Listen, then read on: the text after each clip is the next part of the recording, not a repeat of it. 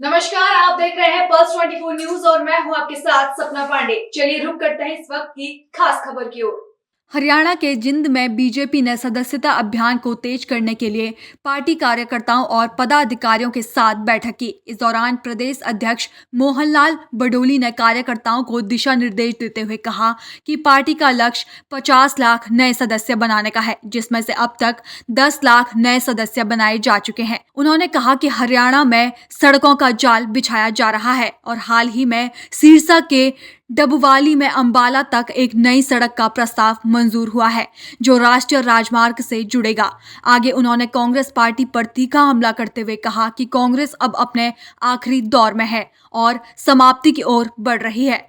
बडोली ने कहा कि कांग्रेस पार्टी के पास ना तो कोई सशक्त नेता है और ना ही कोई नीति। उनकी आपसी लड़ाई अब परिवार की लड़ाई बन चुकी है। आगे उन्होंने यह भी कहा कि हरियाणा ही नहीं बल्कि पूरे देश में जल्द ही कांग्रेस मुक्त भारत होगा। ये भारतीय जनता पार्टी का 21 अगस्त से हरियाणा प्रदेश में चुनाव के रिजल्ट आने के बाद जो सदस्यता अभियान चला है, इसमें हरियाणा प्रदेश में 20,629 बूथों पर, प्रत्येक बूथ पर भारतीय जनता पार्टी के 250 सदस्य बने।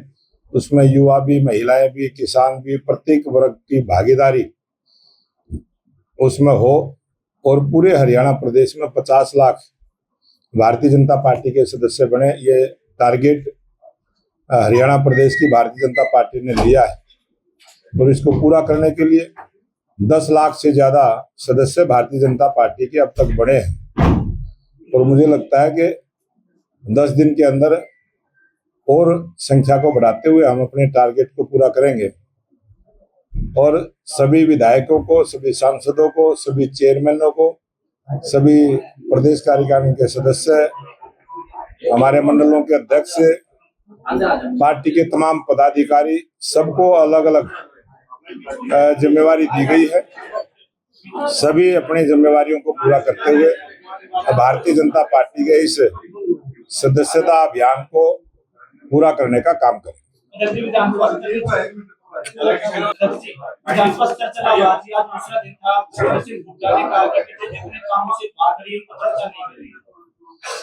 भूपेंद्र सिंह हुड्डा की जो दिशा इस चुनाव में हुई है और जिस प्रकार का उसका सम्मान कांग्रेस पार्टी ने किया है, वो सबके सामने है, हमें कहने की जरूरत नहीं।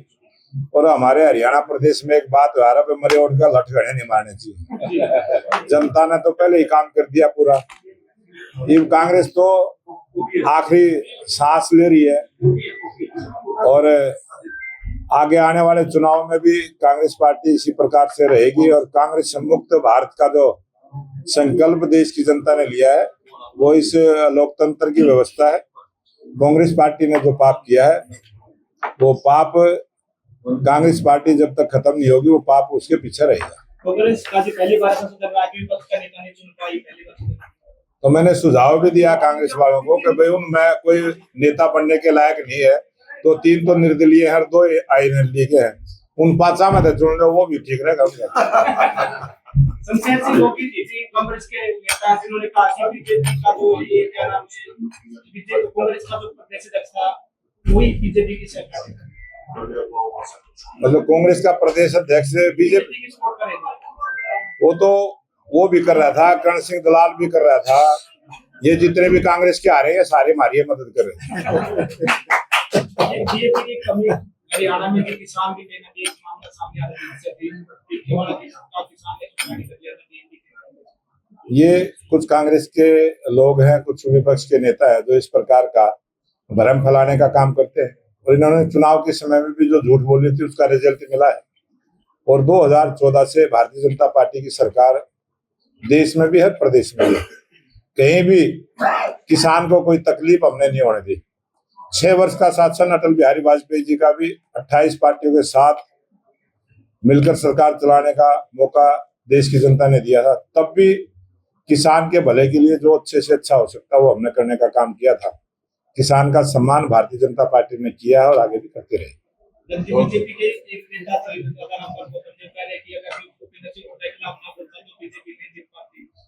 हमारे राम कुमार गौतम जी इतने वरिष्ठ हैं, इस उम्र में जनता ने जो उनको विधायक चुनने का काम किया, तो सारी जनता का भी धन्यवाद करता हूँ।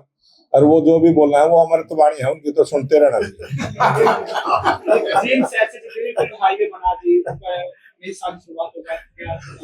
अभी आपको बहुत जल्दी जो है जींद से सोनीपत का भी जो नया रोड बना है, नई सड़क बनी है, ग्रीन हाईवे, और ऐसे 2 सड़कें और भी बनी हैं, और एक नई सड़क भी बनेगी जो डब वाली से लेके और नेशनल हाईवे 44 पर आएगी।